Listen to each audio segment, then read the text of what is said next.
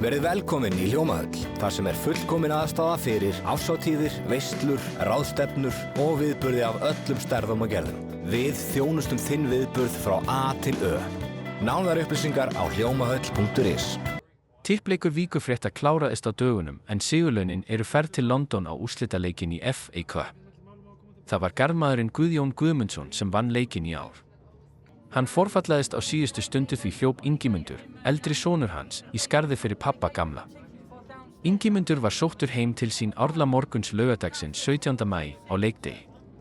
Leið og lent var í London var hoppað upp í lest og þaðan í neðanjarðarlest sem stoppaði á Wembley Park, sem rétt hjá sjálfum leikvanginum. Viðtalið átti að fara fram inni á leikvanginum, en ekki fékkst leyfi fyrir að taka hljóðnemana inn og því voru garnirnar raktar úr Ingimundi kvöldið að loknum góðum kvöldverði. Ingimundur Guðmundssonar, pabbiðinn var tippmeistarinn okkar í ár og hvað, hann var eitthvað slappur? Hann eitthvað slappur kallinn heima og veiktist og treysti sér ekki til að koma, þannig að ég stökk í skarðið svona með stuttum fyrirvara. Já, þú geta stokkið tilbora? Já, vildi svo hefnilega til að maður helgafrí. Já. Þannig að maður stökk á þetta tækifæri. Það ekki oft sem maður getur fara á Wembley á úrslitaleik FA-bikarsins. Er þetta ekki, hvað? Þetta fyrsta skipti sem þú mættir á Wembley? Þetta fyrsta skipti sem ég mætti á Wembley, já. Ég mætti á Old Trafford, ég farið á Anfield, ég farið á Emirates, Reebok Stadium, gamla hjá Bolton. Og svo hef ég farið með íslenska landsliðinu hingað og þangað heiminn. En fyrsta skipti á Wembley. Já. Og hvað, var þetta ekki bara frábær reynsla? Við vorum heppin með leik, eða ekki? Þetta var, þrátt fyrir að hafa verið bara 1-0 leikur, þá var þetta sturlað. Það var var í víti, það var mark dæmt af og Crystal Palace sem litla liðið algjörlega hægði sér þessu Íslendingar og töfðu út í óendanlega, en það 10 mínútur bætti við í seinni hálfleik. Og sjóið fyrir leik var bara eitthvað annað. Þetta var bara eitthvað sturlun, það var bara flugeldar og eldur út allt og bara þetta var æðisleg upplifun. Og hvað, og þú ert auðvitað bara vel upp alinn af þínu föður? Já, Heldur með United? Já.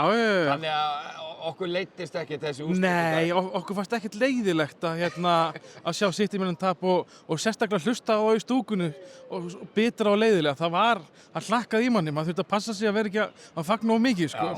Já, við náttúrulega vorum með City aðdáendunum. Já, við vorum City megin. Við hefðum viljað vera með fyrir aftamarkið og það var mikil stemning þar.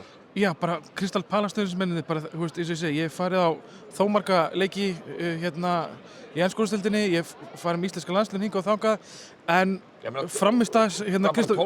Ertu þá í tólfunni? Ég hef fyllt tólfunni aðeins, en frammistags Crystal Palace stuðningsmanna núna bara, þetta er besta sem ég nokkuð tíma að sé. Já, þeir tóku City aðdáenduna bara og bakkuðu saman. Já, það heyrðist meira í Crystal Palace aðdáendum, þrátt fyrir að City aðdáendunum voru að spila sitt lag, þannig að það kannski segir allt sem segir þar. Já, það segir eitthvað, sko.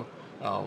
Og þetta var örugglega mjög gaman fyrir þeirra stuðningsmenn. Þeir eru að vinna sín fyrsta titil. Já, þetta er bara fyrsti stóri titill sem þeir hafa unnið. Eftir létt Google á hann og þá held ég að hafa unnið næst eftir deild einu eða tvisvar, en ekkert annað en það, þannig að þetta er svona þeirra fyrsti alvöru titill, komnir í Evrópu, þannig að ég held að þetta getur verið ákveðin lyftistöng fyrir klúbbinn, sko. Og svo náttúrulega bara þessi leikur, þetta er bara elsta og bara virtasta fótboltakeppni í heimi á þessum frábæra Wembley-velli, þessa myndan hérna og náttúrulega með myndi líka. Já, þetta er bara svo stærsta og virtasta, þetta bara gerist ekki stærri þetta, fyrir svona klúbb myndi ég, bara hvaða klúbb sem er. Einmitt, nákvæmlega. Og hvað var ekki gaman að koma á þennan fræga leikvang, Wembley? Jú, þetta var bara, þvílíka mannverki sem þetta er og ég bara, mæli með öllum ef það er, einhvern tímann ástæða fyrir að fara, hvort sem það er tónleikar eða einhver leikur, bara, ef þið hafið tækifæri til þess, endilega farið það því þetta er mögnuð upplifun.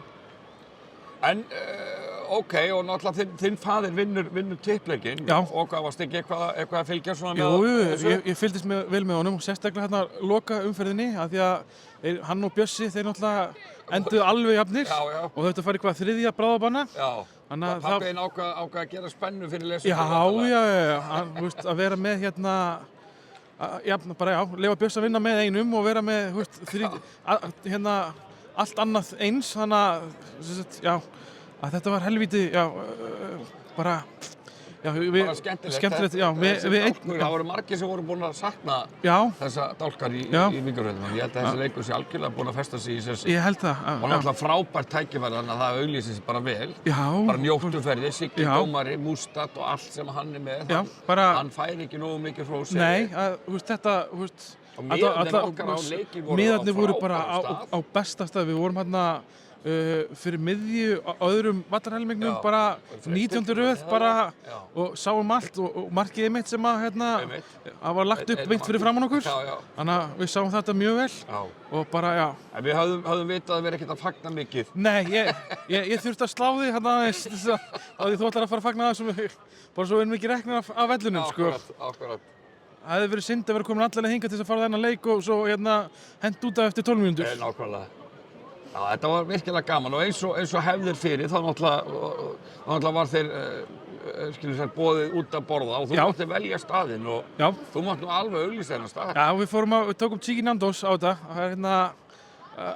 Alltaf því ég fyrir til Bretlands þá reynir ég að fara á Nando's og þetta er bara kjúklingastaður og lýstu þessu kannski aðeins fyrir. Þetta er bara Þetta svona bara grillaður kjúklingur. Þetta er ekki svona þessi típiski djúpstekti eins og Kentucky eða eitthvað svoleiðis. Heldur þetta er svona aðeins hollari útgáfan af kjúklingastað. Og það voru vængir, við fengum okkur fengum vængi og bara, ég fekk mér vefju og þú fékkst bringur og þetta var bara, þetta er frábært. Sósurnar alveg svakalega góðar, þannig að þú mælir eindrið með Nando's fyrir fólk sem er að koma. Og þetta er náttúrulega búið að vera stíft í okkur. Það var bara early morgun. Það var ræs 4:20 og svo bara búið að vera, kistla. Við ætlum ekkert mikið að mála bæinn rauðan í. Nei, við ætlum að leyfa Crystal Palace sem að gera það í Suður-London. Þeir sjáum það fyrir okkur. Við þurfum að fara að koma okkur upp á hótel sem er við flugvöllinn. Stansted flugvöllinn. Þannig að ertu ekki bara alveg í skýjunum? Jú, þetta er bara búið að vera frábært og svo endurtökum við aftur, njóttuferðir. Bara takk hérlega fyrir. Við sannarlega nutum. Já, og ef ekki segja að þú komir jafnvel til greina sem bara fyrsti tipparinn. Ég er alveg til í það, sko. Þú ert til í það? Ég er til í það. Og hvað, ætlar það að hringja í? Nei. Það